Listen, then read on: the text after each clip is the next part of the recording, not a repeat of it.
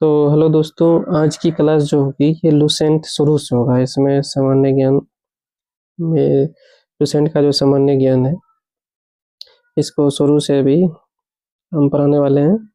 तो पहले जो है हम इतिहास पढ़ेंगे। इतिहास में सबसे पहले हमारा होगा प्राचीन इतिहास। जिसके पास लुसेंट होगा उन्होंने देखा ही होगा कि शुरू में इतिहास दिया हुआ है। हम लोग यहीं से शुरू करेंगे।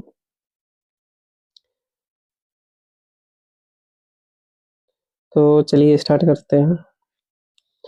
तो हम एक एक लाइन पढ़ के बताएंगे, समझाएंगे भी कि लुसेंट ये सिर्फ एक ही लाइन नहीं है, उससे ज़्यादा भी आप पढ़ सकते हैं। और ये लुसेंट का सामान्य ज्ञान सभी एग्जाम में, कोई भी एग्जाम होता है बीपीएससी से लेकर नीचे तक किसी का भी एग्जाम हो उसमें आपको काम आएगा ही। तो इसको एकदम सही से पढ़िए और सही से इतिहास इतना पढ़ लीजिएगा तो बहुत सारा क्वेश्चन आपका बन जाएगा। तो इसमें देखिए उत्तर में तथा हिमालय से लेकर दक्षिण में समुद्र तक।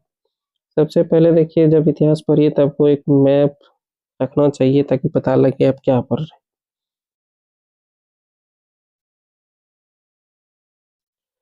तो कहता है उत्तर में हिमालय, ये जो एरिया है हिमालय इसकी बात कर रहा है। लेकर दक्षिण में समुद्र, ये जो हमारा इंडियन ओशियन हिंद महासागर है, तो यहाँ से लेकर यहाँ तक की बात करता है। ये फैला हुआ कहता है, ये जो उप महाद्वीप है ये भारतवर्ष के नाम से ज्ञात है। ये तो सबको पता होगा। अब कहता है कि हमारे महाकाव्य, जैसे महाकाव्य जो बड़े बड़े महाकाव्य रामायण महाभारत उस तथा पुराणों में, जो हमारे पुराण है, पुराण की संख्या कितनी है? 18। तो इसमें क्या कहते हैं, भारतवर्ष अर्थात भरतों का देश तथा यहाँ के निवासियों का जो यहाँ रहने वाला है भारतीय अर्थात भरत के संतान कहा गया है।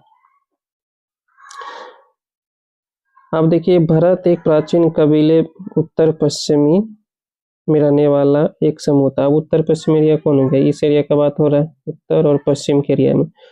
तो इसमें एक कबीला था जिसका नाम ही भरत था, उसके नाम पर ही इस देश का भी नाम भारत पड़ा। तो जैसे महाकाव्य हो गया, पुराण हो गया, उसमें भारतवर्ष कहा गया है। जैसे भरतों का देश, यहाँ के निवासी को भारतीय कहा गया, मतलब भारत की संतान में कहा गया।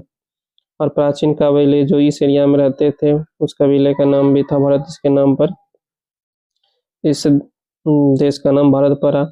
और इसका उल्लेख, इम्पोर्टेंट क्वेश्चन अब क्या है गया कि जो भारत का भी प्राचीन कबीले था इसका उल्लेख कहाँ किया गया? तो ये ऋग्वेद में किया गया, सबसे इम्पोर्टेंट बात। अब कहता है कि बाद में इसका प्रयोग देश के लिए होने लगा। जो शुरू में एक कबीला, ये उत्तर पश्चिम एरिया में जो सिर्फ कबीला था, अब ये कहता है देश के लिए होने लगा। तो इसी से हमारे देश का नाम भारत पड़ा। अब कहता है प्राचीन भारतीय अपने देश को जम्बू द्वीप कहते थे, अर्थात जम्बू मतलब जामुन वृक्षों का द्वीप, क्योंकि बहुत ज्यादा जामुन होता था, इसके कारण जम्बू द्वीप भी कहा जाता था।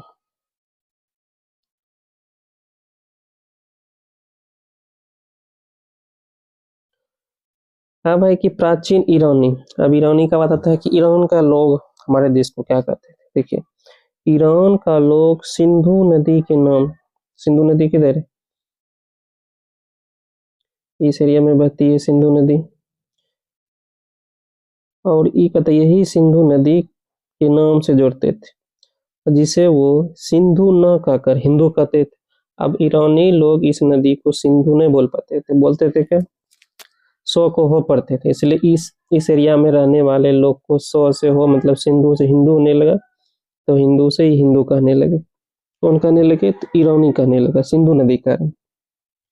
यही नाम फिर पूरे पश्चिम में फैल गया। पश्चिम मतलब इस एरिया में फैल गया, ये हम लोग रहने वाले यहाँ का लोग इसको हिंदू कहने लगा।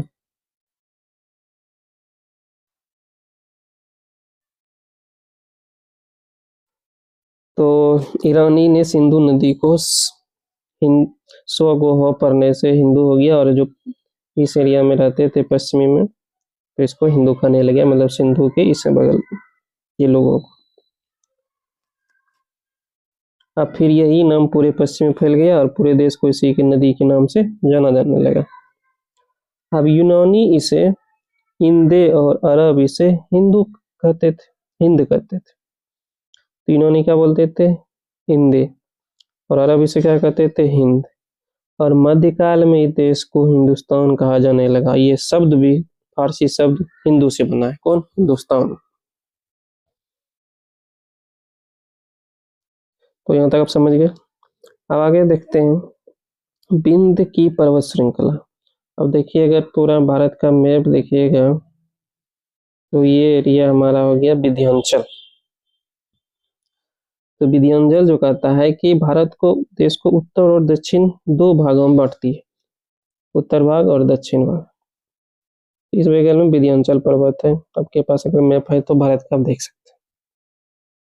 अतः उत्तर में इंडो यूरोपियन परिवार की भाषाएं बोलने वालों की, इधर जो लोग रहते हैं कौन सी भाषा बोलते हैं? Indo European. ऊपर के हम लोग जो अगर बिहार, यूपी, अगर मध्य प्रदेश, इस एरिया से समझ लीजिए क्या कहते हैं, विंध्याचल से ऊपर रहने वाला लोग जो बोलते हैं इंडियन इंडो यूरोपीय परिवार का भाषा बोलता है। और नीचे के ज्यादातर लोग द्रव्य परिवार की भाषा बोलने वाले लोग। अब देखिए, भारत की जनसंख्या का निर्माण जिन प्रमुख नस्लों के लोगों के मिश्रण से हुआ है। अब भारत में कितने नस्ल हैं? अब देखा जाए तो देखिए, तो वो इस प्रकार है, जैसे प्रोटो ऑस्ट्रेलोइड, पेलिया मेडिटेरियन, काकेसाइड है, निग्रोइड है और मंगोलियड। तो 1 2 3 4 5, तो हमारे देश में 5 नस्ल के लोग रहते हैं और सभी का मिश्रण है, मिला हुआ कोई एक नहीं है। तो ऐसे ऐसे नस्ल के लोग का मिश्रण है जो हम लोग रहते हैं। अब है कि भारतीय इतिहास के अध्ययन की सुविधा के लिए बांटा गया, जैसे प्राचीन, मध्यकालीन और आधुनिक। और ये जो बांटा है इसका श्रेय किसे दिया गया है? तो ये श्रेय जो है जर्मन इतिहासकार नाम है क्रिस्टोफ सेलियूरस। तो इसका नाम याद रखिए क्रिस्टोफ का। इन्होंने ही मतलब भारत के इतिहास को 3 भागों में बांट दिया। तो हम शुरू करते हैं प्राचीन भारत। अब प्राचीन इतिहास के स्रोत के बारे में देखेंगे। अब देखिए, प्राचीन भारत के इतिहास के विषय में जानकारी मुख्यतः 4 स्रोत से प्राप्त होती है। अब कौन सा 4 स्रोत है देखेंगे। तो हमारा पहला स्रोत हो गया धर्म ग्रंथ। यह हम इतिहास का पहला अगर स्रोत धर्म ग्रंथ, जो भी धर्म, जैसे कि रामायण हो गया, महाभारत हो गया, कुछ पुराण हो गया, जितने भी चीजें उसमें इतिहास से संबंधित चीजें भी मेंशन है, तो उससे हम निकाल कर अपने इतिहास को जानते हैं। दूसरा है ऐतिहासिक ग्रंथ, जो उस समय के इतिहासकार ने लिखा, तो उससे हम निकालते हैं अपना स्रोत। जो भारत में विदेश के लोग आए और यहाँ लिख के गए, जो भारत के बारे में लिखे हैं, तो विदेशियों का जो विवरण है उससे भी हमारे भारत का इतिहास पता चलता है। और चौथा है हमारा पुरातत्व संबंधी साक्ष्य। जब क्या कहते हैं, पुरातत्व विभाग खुदाई करता है तो उसमें बहुत सारे धातु मिलते हैं, जैसे सिक्के मिलते हैं। उससे सिक्के, जैसे मान लीजिए एक सिक्का मिला था बिना बजाते हुए जा शत्रु का, बिना बजाते हुए जो एक सिक्का मिला है, समुद्रगुप्त का। तो मान लीजिए सिक्का पे जो बिना बजाता हुआ समुद्रगुप्त का है, तो ये सिक्का मिला तो इससे पता क्या लगा कि समुद्रगुप्त बिना बजाता। तो पुरातन संबंधी साक्ष्य यही है कि मान लीजिए, इससे ये भी पता लगता है कि मान लीजिए कि उस समय में कौन सा सिक्का चलता था। बहुत सारे सिक्के हैं, आहत, रूपक और ये सब सिक्के हैं। और सिक्के में सिक्का चांदी है, सोना है, पित्तल है, तांबा है, या क्या कहते हैं शीशा का। अगर मान लीजिए कोई राजा अपने समय में सोना का सिक्का का प्रयोग करता था, तो इसका मतलब उस समय का समाज या वो उस राजा का साम्राज्य समृद्ध होगा।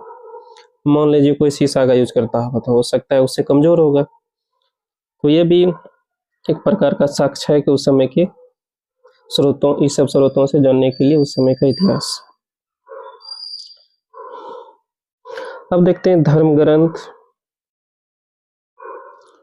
और क्या कहते हैं ऐतिहासिक ग्रंथ से मिलने वाली महत्वपूर्ण जानकारी। जैसे भारत का सर्वप्राचीन धर्म ग्रंथ जो है वो वेद है, और इसके संकलन करता मतलब बहुत सारे पाठ हैं, इसको संकलन कर दिया कौन? महर्षि ऋषि द्वैपायन वेद व्यास। शॉर्ट नाम में इसका रख सकते हैं, वेद के संकलन करता, ये संकलन करता है कौन है? वेद व्यास। वेद में जो एक उपदेश देता है, जैसे वसुदेव कुटुंबकम, ये उपदेश कहाँ देता है? किस वेद से? अगर क्वेश्चन पूछ दिया वसुदेव कुटुंबकम किस वेद से आया है, तो ये है ऋग्वेद हमारा। और इसके संकलन करता कौन है? तो महर्षि कृष्णन द्वैपायन वेद व्यास। भारतीय परंपरा वेदों को नित्य एवं अपौरुषेय मानती है, और वेद 4 प्रकार के, जैसे ऋग्वेद, यजुर्वेद, सामवेद और अथर्ववेद। इन चारों वेदों को संहिता कहा जाता है। तो हम सबसे पहले अब देखते हैं ऋग्वेद। ऋग्वेद देखिए, ऋग्वेद के क्रमबद्ध ज्ञान के संग्रह को, मतलब ऋचाओं के क्रमबद्ध ज्ञान के संग्रह को ऋग्वेद कहा जाता है।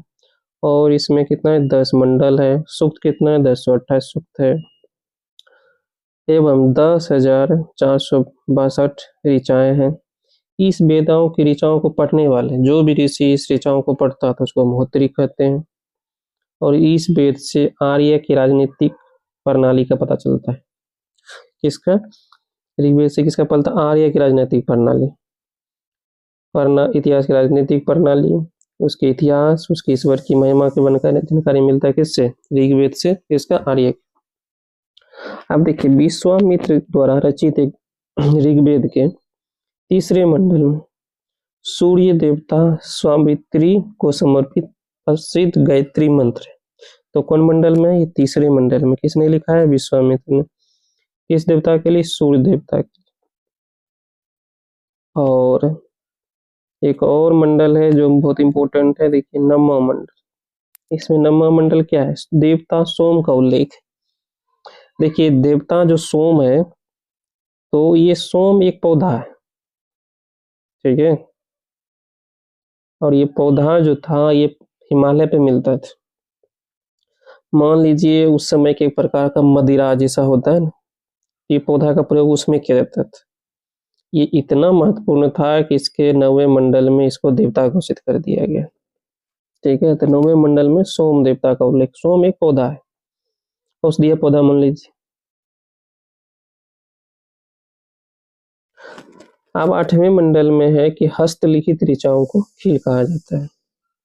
ऋग्वेद का सबसे बड़ा मंडल पूछेगा तो 10वां मंडल। इसमें नदी स्तुति, मतलब नदियों की प्रशंसा किया गया है। पुरुष सूक्त है, तो पुरुष सूक्त में वैदिक समासात के बारे में दिया गया है। नासदीय सूक्त है। अब नासदीय सूक्त है जो ब्रह्मांड के सृजन संबंधित अनुमान किया गया है। सूर्य सूक्त है जिसमें विभाग, श्लोक आदि सम्मिलित है। तो ये सब 10वें मंडल में है। अब चतुष्वर्णीय समाज की कल्पना, जैसे कि चतुष्वर्णीय मतलब 4 वर्ण में समाज, जैसे ब्राह्मण, क्षत्रिय, वैश्य, शूद्र, ये कल्पना आदि स्रोत जो है 10वें मंडल के में वर्णित है। और किस सूक्त में होगा? तो पुरुष सूक्त में है, कि जिसके अनुसार 4 वर्ण है। कौन कौन? ब्राह्मण, क्षत्रिय, वैश्य और शूद्र। ये पुरुष आदि पुरुष ब्रह्मा के क्रम से, जैसे कि ब्राह्मण मुख से, भुजाओं, क्षत्रिय भुजाओं से, जांघों से, वैश्य और चरणों से शूद्र उत्पन्न हुए। ये ऋग्वेद के 10वें मंडल के पुरुष सूक्त में उल्लेख किया गया। नेक्स्ट है धर्मसूत्र। धर्मसूत्र जो है 4 प्रमुख जातियों की स्थिति बताता है, जैसे व्यवसाय, दायित्व, कर्तव्य क्या है आपका, विशेष अधिकार, ये सबको स्पष्ट विभेद करता है कौन? धर्मसूत्र। अब कहता है ऋग्वेद के कई परिच्छेदों में से प्रयुक्त अधन्य, अधन्य मतलब जिसका हम वध नहीं किया जा सकता, तो उस शब्द का मतलब है गाय से, गाय को वध नहीं किया जा सकता है, तो उसमें गाय के लिए कौन सा शब्द प्रयोग किया गया? अधन्य। ऋग्वेद में ब्रह्म का उल्लेख तो है किंतु आत्मा का नहीं है। सबसे इम्पोर्टेंट क्वेश्चन आपको बना दिया जाए कि ब्रह्म का उल्लेख तो है या किंतु आत्मा का नहीं। ये जैसे ये बी सी डी तरह का अलग ऑप्शन आता है, उसमें स्टेटमेंट दिए जाते हैं, तो ये बहुत इंपॉर्टेंट हो गया। ऋग्वेद में ब्रह्म का उल्लेख तो है, लेकिन किंतु आत्मा का नहीं है। किसमें? ऋग्वेद में। और ये जो ईसा पूर्व और ईस्वी के बारे में दिया गया है कि वर्तमान में जो प्रचलित हम लोग कैलेंडर देखते हैं, तो कौन सा है? गार्गेरियन कैलेंडर। ठीक है। और बीसी का मतलब होता है before the birth of Jesus Christ. और ईसा पूर्व वर्षों की गिनती दिशा में उल्टी दिशा में होती है। जैसे महात्मा बुद्ध का जन्म देखिए 563 ईसा पूर्व में हुआ है, मृत्यु 483 ईस्वी पूर्व में हुआ। ये सबको पता होगा। स्मृति डी। हम आगे देखते हैं हिस्ट्री अपना। तो देखिए, विसेंट आर्थर स्मिथ ने प्राचीन भारत का पहला एक सुव्यवस्थित इतिहास लिखा। कौन? प्राचीन भारत का कौन? Arthur Smith. कौन सा किताब का नाम है? Early history of India. कब लिखा था? 1904 में तैयार किया। तो आप ये किताब का याद नाम रख लीजिए, अर्ली हिस्ट्री ऑफ इंडिया। 1904 में लिखा हुआ था। ये प्राचीन भारत किताब है। किसने लिखा? स्मिथ ने लिखा, विंसेंट आर्थर स्मिथ। इस पुस्तक में 1/3 भाग में केवल सिकंदर का आक्रमण बताया है। इसमें भारत को स्वेच्छाचारी शासन करने वाला देश कहा गया है। अपने से लोग शासन करते हैं, जिसे ब्रिटिश शासन की स्थापना से पहले कभी राजनीतिक एकता का अनुभव नहीं हुआ था। उन्होंने लिखा है कि वस्तुतः भारतीय इतिहासकार को सारोकार शासन के एकमात्र स्वरूप तानाशाही से ही है। अब देखिए, वामना अवतार की 3 पगों की आख्यान भी प्राचीन स्रोत ऋग्वेद में है। जैसे कि नहीं बोला था 3 पग में पूरा दुनिया ले लिया, कहावत सुने होंगे आप लोग। ये वामन अवतार के 3 पगों का आख्यान भी किस वेद में है? ये हमारा ऋग्वेद में। अब देखिए, वामन अवतार का कहानी में क्या है कि मानव अवतार भगवान वामन श्रीहरि के पहले अवतार थे, जो मानव रूप में प्रकट हुए थे। उनके पिता कश्यप ऋषि एवं माता अदिति थी। वे बौने ब्राह्मण के रूप में जन्मे थे। अब भागवत पुराण के अनुसार वामन अवतार का उद्देश्य भगवान विष्णु द्वारा इंद्र को पुनः स्वर्गलोक पर अधिकार दिलाना था। वामन भगवान को दक्षिणी भारत में उपेंद्र के नाम से जाना जाता है। दक्षिण भारत में वामन को क्या कहते हैं? उपेंद्र। अब देखिए, ऋग्वेद में इंद्र भगवान के लिए 250 ऋचाएं लिखा हुआ है और अग्नि के लिए 200 ऋचाएं लिखा है। इस आप देख सकते हैं कि ऋग्वेदिक काल में तो सबसे ज्यादा पावरफुल अगर देवता होगा तो कौन होगा? इंद्र, क्योंकि इसके बारे में 250 श्लोक है। अग्नि के बारे में 200 हैं। तो अगर क्वेश्चन कभी पूछे ये कि ऋग्वेदिक काल में महत्वपूर्ण देवता या सबसे मजबूत देवता या ज्यादा ताकतवर है, तो इंद्र थे। इंद्र के बाद ही अग्नि। प्राचीन इतिहास के साधन के रूप में वैदिक साहित्य में ऋग्वेद के बाद सबका स्थान किसका आता है? प्राचीन इतिहास के साधन के रूप में तो ये है शतपथ ब्राह्मण का स्थान। तो ये हमारा वेद में से चौथा, 4 वेदों में से एक वेद हमारा खत्म हो गया, जो है ऋग्वेद। तो हम देंगे, अब देखेंगे यजुर्वेद। यजुर्वेद के बारे में अब देखते हैं। कहता है स्वसर पाठ के लिए मंत्रों बलि। आप जैसे मंत्र और बलि अगर तो पूछ देगा किससे संबंधित है, किस वेद से, क्वेश्चन तो ही पूछेगा। यह है यजुर्वेद। इसके अनुपालन के लिए नियमों का संकलन यजुर्वेद कहलाता है। इसके पाठककर्ता को हम क्या कहते हैं? अथर्वयु कहते हैं।